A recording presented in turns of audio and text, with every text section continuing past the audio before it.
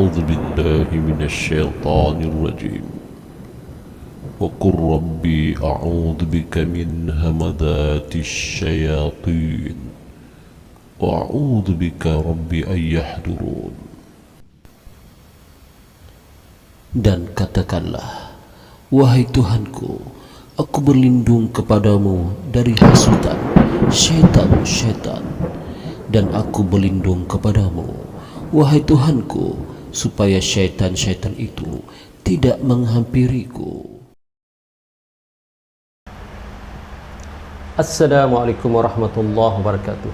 Apa kabar para penonton sekalian? Saya mengharapkan anda semua dalam keadaan sihat walafiat, panjang umur, murah rezeki, dan juga terhindar daripada segala gangguan makhluk halus di kalangan jin dan syaitan. Saya juga berterima kasih kepada anda yang selama ini like, subscribe dan share cerita-cerita dari kisah pengalaman seram yang ada dalam channel ini. Saya ucapkan ribuan terima kasih. Kali ini saya akan menceritakan satu kisah seram, yang mana kisah seram ini adalah pengalaman seseorang yang mana dia tidak mahu namanya disebut ya dalam channel ini. Cuma saya bagi samaran sajalah ya. Dia datang berjumpa saya dan menceritakan segala kisah pengalaman seramnya yang lalu, iaitu kisah ini berlaku sekitar tahun 2017 katanya, yang mana yang menceritakan ini adalah seorang wanita yang telah pun berumah tangga. Satu masa dia dengan suaminya berpindah di satu rumah baru ya. Mereka berpindah di satu rumah baru. Jadi rumah mereka ni dalam keadaan tidak lengkap lah. Dari segi perabotnya tak ada ya. Semualah tak ada, masih kosong. Yang ada cuma dapur masak, tempat periuk masak itu saja. Tapi perabot-perabot yang lain seperti kursi, meja, almari, katil, tempat tidur tak ada. Jadi mereka pun berpakatlah suami isteri untuk pergi ke pekan tersebut dan mencarilah kalau dapatlah barang-barang yang murah kan. Maklumlah orang baru pindah ni duit sudah banyak digunakan. Jadi mereka ni mencarilah barang-barang yang murah. Kebetulan pula bila mereka lalu di satu tempat, mereka mendengar suara promosi barang-barang murah. Promosi barang-barang murah. Rupanya promosi yang mereka dengar itu, suara yang mereka dengar itu datang dari satu tempat, kira seperti gudang lah yang besar, yang mana di gudang ini mereka menjual barang-barang terpakai ataupun barang-barang lama yang telah terpakai, seperti almari, kursi, perabot-perabot lain seperti katil dan sebagainya lah, macam-macam lah. Mereka pun berjalanlah sana, suami isteri ini melihat-lihat, mungkinlah kan, barangkali kata mereka adalah barang-barang yang dapat mereka beli untuk disimpan di rumah, sekurang-kurangnya jimat juga. Lagipun harganya murah, daripada RM10 hingga RM250 barang-barangnya murah. Lelong barang-barang. Mereka lawat dari satu tempat setempat memang murah. Tetapi biasalah, bekas terpakai kan taklah sebaru barang-barang barulah. Memang kadang-kadang ada cacat sana cacat sini, ada sumbing sana sumbing sini, barang terpakai.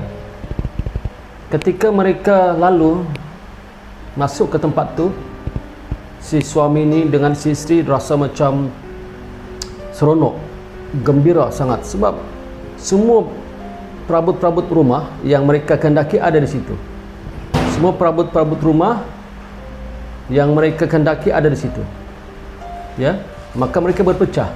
Si suami ke tempat lelongan yang lain, si isteri tempat lelongan lain.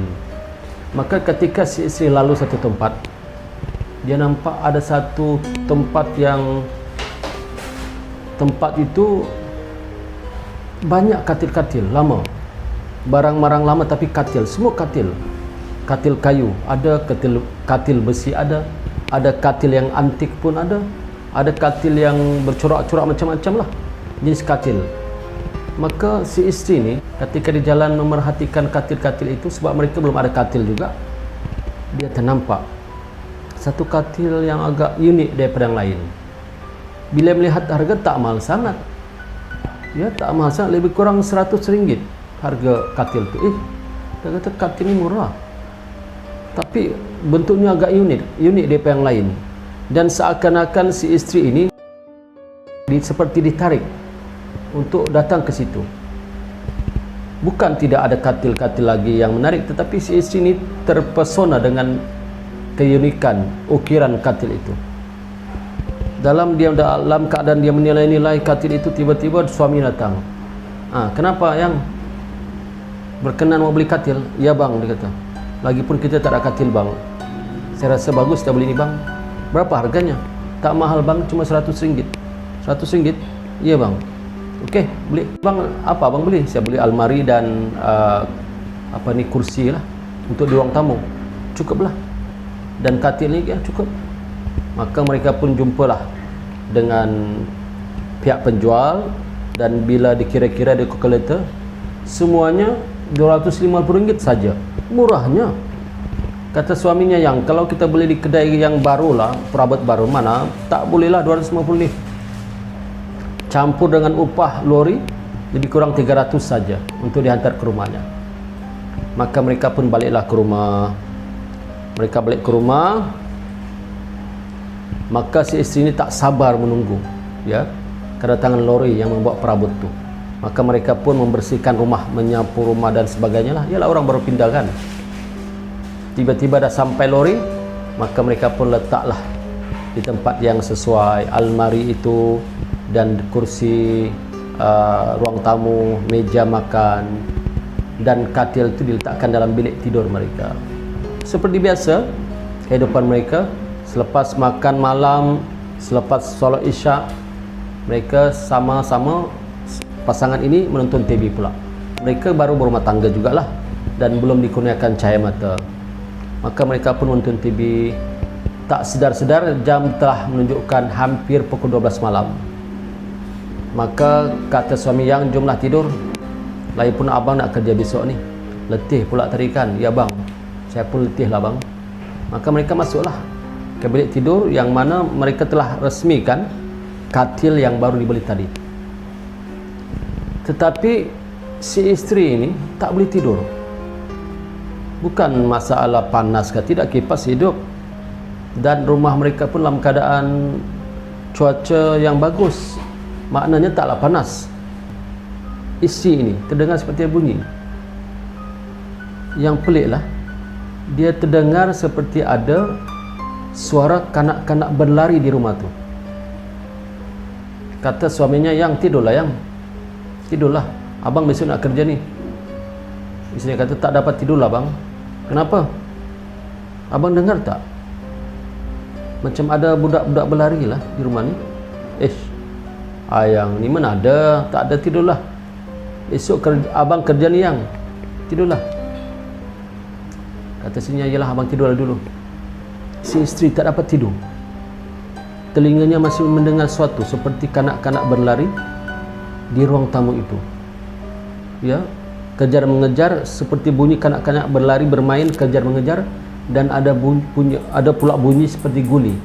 Guli jatuh guli, bunyi orang main guli. Maka si isteri ini tak puas hati, dia tengoklah. Dibuka pelan-pelan pintu. Dia buka pelan-pelan pintu dan nak tengok apa yang terjadi di ruang tamu ini. Tiba-tiba ketika si isteri buka pintu, kelihatan seorang kanak-kanak duduk dekat kursi yang baru mereka beli tadi. Dalam keadaan pandangan mata kanak-kanak itu tajam ke arahnya. Muka kanak-kanak itu pucat, menyebabkan si isteri takut dan terus tutup pintu semula. Si istrinya kejutkan suaminya. Bang, bangun bang. Bang, bangun bang. Alah, kata suaminya, yang abang mengantuk ni, yang abang nak tidur besok kerja ni. Bangunlah bang sekejap bang. Ada ayam nak bagi tengok ni. Tak adalah. Mana? Suaminya pun bangun. Suaminya bangun buka pintu. sambil melap-lap mata yang orang baru tidur. Mana yang tak ada pun tak ada. Alah, tidurlah yang, besok abang kerja. Maka masuklah mereka semua ke bilik, dan tapi si tak boleh tidur. Si isteri ni dia rasa lain macam lah. Malam tu tak boleh tidur, ya, susah nak tidur. Maka dia pun merapatkan dirinya dengan suaminya, dan alhamdulillah perlahan-lahan malam tu tertidur juga dia akhirnya. Itu pun dah dekat hampir pukul 4 pagi. Dan sekitar pukul 7 pagi isi pun terjaga, bunyi alam pun hidup, ya, dan dia nampak si suaminya tengah bersiap-siap untuk bekerja. Maka dia pun bersiaplah untuk ke dapur masakkan buat sarapan untuk suaminya. Maka mereka pun bersarapan bersama. Kata suaminya, yang abang kerja dulu, kunci pintu ya, jangan takut, tiada apa-apa. Maka istrinya pun heranlah, ke apa yang benda semalam tu, dan dia pun rasa seperti risau juga lah, sebab lagi pun dia seorang-seorang di rumah. Yalah, maka suaminya pun pergi kerja. Setelah bersalam, dah masuk hampir pukul 4 petang, suaminya call. Dia kata, yang abang malam ni lambat sikit, ada urusan di tempat kerja, abang overtime. Kata istrinya, alah bang, kenapa abang lambat balik? Ada overtime sayang, sebab kawan abang itu sakit, tak dapat hadir melanjutkan overtime-nya. Alah, kalau gitu ayang seorang di rumah ni bang. Alah, sekejap saya, nanti kalau selesai kerja ni abang balik cepatlah. Yalah bang, kata istrinya. Maka berlalu malam tu dah hampir pukul 9 malam. Si istrinya telah menyediakan makanan malam kepada suaminya, dan si istri telah meletakkan makanan malam tu dengan ditutup dengan tudung saji di atas meja. Tiba-tiba si istri terlelap, tertidur di atas meja. Bila dia terlelap, tertidur di atas meja, dia tak sedar. Kira-kira pukul 10 dia terjaga, jam dah pukul 10, suaminya tak pulang lagi. Tapi kenapa belakangnya berat sangat, katanya. Kenapa badanku ni payah nak bangkit ni? Dia tertidur di atas meja dengan keadaan tangannya begitu, ya, tangan begini dan kepala begini. Tiba-tiba dia tak boleh angkat kepalanya. Berat sangat, seperti ada sesuatu di belakang lah. Dia pun cuba sedaya upaya untuk menggerakkan badan. Dia kata, apa sangat yang menyebabkan badannya beratnya? Dia pelan-pelan angkat dan tengok ke depan, ke kiri, ke kanan. Tiba-tiba dia mendongak ke atas. Masya Allah, kata si istri. Hampir saja si istri pingsan ketika itu juga. Kenapa? Kerana rupa-rupanya yang duduk di belakangnya, dia menyebabkan belakangnya jadi berat, adalah kanak-kanak misteri yang dia lihat semalam. Rupanya tengah duduk di atas belakangnya sambil memperlihatkan wajahnya dalam keadaan wajahnya yang pucat lesi dan matanya terbelalak. Terkejut si istri. Cepat-cepat si istri bangkit kuat-kuat dan berlari menuju ke pintu dan tutup pintu rapat-rapat, kunci dari dalam. Tiba-tiba si istri terdengar, Ibu, marilah bu. Ibu, marilah bu. Si istri kata, sejak bila pula aku jadi ibumu? Kamu siapa? Kamu siapa? Istrinya dia histeria, takut sangat, menggigil badannya. Ya, menggigil badannya. Dalam keadaan takut itu dia pun bacalah apa-apa yang dia tahu, tetapi bacanya hingga tak betul lah. Bacaan Fatihah pun ditangguhkan kerana perasaan takut itu menyebabkan dia tak fasih membaca Al-Fatihah itu. Tiba-tiba dalam keadaan begitu, dia terdengar seperti ada kendaraan masuk ke rumahnya, dan dia terdengar seperti ada pintu dibuka dan bunyi alam menutup pintu. Maka gembiralah si istri ini pasti suami yang datang. Pasti suami yang datang. Maka memang benar, suaminya yang datang dan suami terus ketuk pintu dari luar. Assalamualaikum sayang, Assalamualaikum sayang, buka pintu abang nih. Dalam keadaan yang pucat lesi, si istri berjalan perlahan-lahan, berpeluh dahinya. Hampir saja dia merangkak ke arah pintu untuk membuka pintu. Bila buka pintu, suami terkejut. Kenapa yang? Istrinya tak boleh berkata-kata. Kenapa yang dia begini? Kenapa nih? Muka pucat nih. Si istri tak dapat berkata-kata, bahkan si istri makin terkejut kerana di dekat suaminya itu ada kanak-kanak yang menyeramkan tadi kelihatan memegang tangan suaminya. Kata istrinya, bang tuh, kata istrinya. Apa yang tuh? Istrinya jadi keluh lidahnya untuk bercakap dengan jelas. Tuh. Bila suaminya tengok ke bawah, benar, suaminya pun nampak kelihatan kanak-kanak lelaki yang pucat badannya, matanya merah, memegang tangannya. Barulah suaminya sedar apa yang berlaku di rumahnya sejak semalam dan apa yang berlaku menyebabkan istri takut. Inilah dia.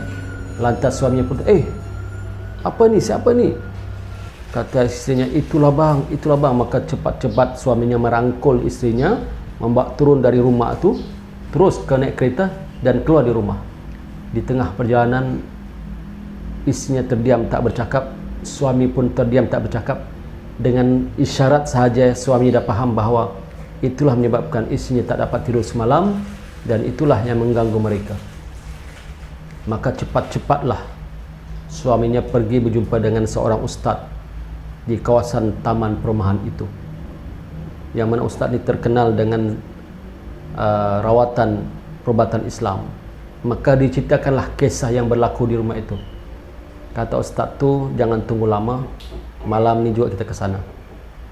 Iyalah, kata suaminya. Tapi ustaz, kami takut. Jangan takut, makhluk itu ciptaan Allah. Kita sama-sama ciptaan Allah, kita serahkan kepada Allah. Maka mereka pun menujulah ke rumah itu kembali. Memang benar, ketika mereka parkingkan kenderaan di depan rumah, lampu di rumah hidup mati seperti ada orang memainkan. Sekejap hidup, sekejap mati. Dan bunyi seperti bunyi orang berlari banyak dalam rumah itu. Ustaz ni selamba saja tanpa perasaan takut apa-apa, buka pintu, masuk, duduk di ruangan, di tengah-tengah ruangan, di kawasan ruang tamu itu. Ustaz ni duduk di tengah-tengah dalam keadaan duduk bersimpuh, ya, sambil membaca beberapa ayat suci Al-Quran dan berdoa. Kata ustaz tu, wahai makhluk halus, berani kamu kacau manusia ya? Berani kamu kacau manusia ya? Kata ustaz tu, saya perintahkan kamu keluar dari rumah ini. Jika kamu ingkar, maka kamu akan musnah. Maka kata makhluk itu, Tidak, kami tidak akan keluar dari rumah ini. Ini adalah tempat kami. Karena mereka yang bawa kami ke sini, maka ini tempat kami. Dan mereka berdua itu adalah ibu dan bapa kami. kamu keluarkah atau kamu saya musnahkan, kata ustaz tu. Maka berlaku dialog begitu, tiba-tiba ada seperti cahaya api kelihatan oleh pasangan suami isteri. Ada seperti cahaya api di ruang tamu itu. Maka ustaz ni perlu membaca doa, ya, membaca doa, kemudian menghembuskan ke air, dan air itu disimbahkan ke api itu, dan api itu pun hilang.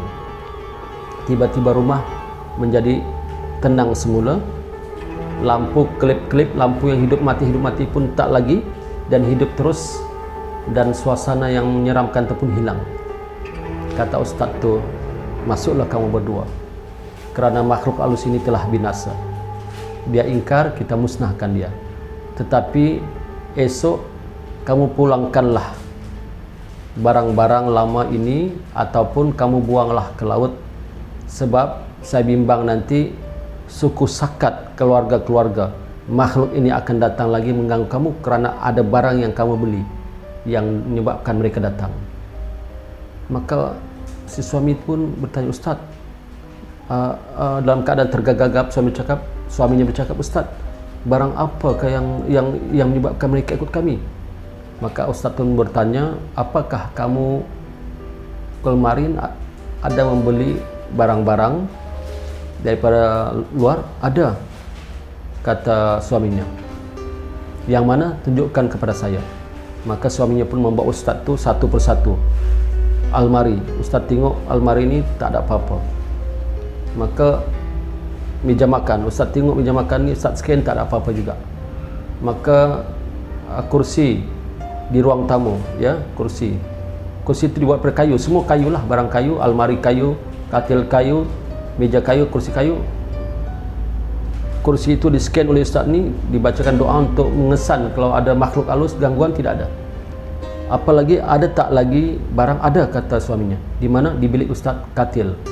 Maka ustaz tu masuk, bila ustaz scan katil tu, subhanallah, kata ustaz, inilah barang, inilah tempat mereka datang. Barang inilah, katil inilah punca makhluk itu datang, sebab katil ini memang tempat tinggal mereka. Kenapa ustaz? Kata suaminya. Kenapa mereka tinggal sini? Itu saya tidak tahulah, tidak pasti. Tapi dengan sebab katil ini mereka datang ke rumah kamu. Kemungkinan juga katil ini adalah ada cerita yang tersembunyi. Tapi kata ustaz, saya pun tak tahu. Kalau boleh besok buanglah katil ini, ya, ataupun kuburkanlah ia. Baik ustaz, kata suami ini. Maka alhamdulillah, sejak malam itu sehingga kini, kata pencerita ini kepada saya, rumah mereka dah menjadi aman, tentram. Bahkan dibelikan katil yang baru, kemudian ditukar perabot baru, semua baru. Biarlah mahal, yang penting tidak ada gangguan kepada mereka. Sejak daripada situ mereka telah berhati-hati untuk membeli barang-barang lama, ya, sebab kadang-kadang barang lama-lama ini, kata ustaz tu, ada kadamnya, ada kadam. Kalau kadam tu baik, okey. Kalau kadam tu jahat, tak okey. Tapi apapun, kadam baik ke kadam jahat ke, tetap tak sesuai lah, mengganggu kehidupan kita, ya. Berhati-hatilah, kata ustaz itu. Maka itulah saja pengakhiran cerita pada kali ini. Semoga anda terhibur dan dapat iktibar dari kisah ini.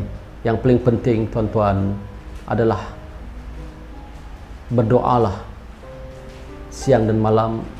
Moga-moga Allah lindungi kita daripada bahana, ya, ataupun gangguan daripada makhluk halus. Doalah dengan doa-doa yang tertentu yang telah diajarkan oleh agama kepada kita. Sekian, jumpa lagi di sila akan datang. Assalamualaikum warahmatullahi wabarakatuh.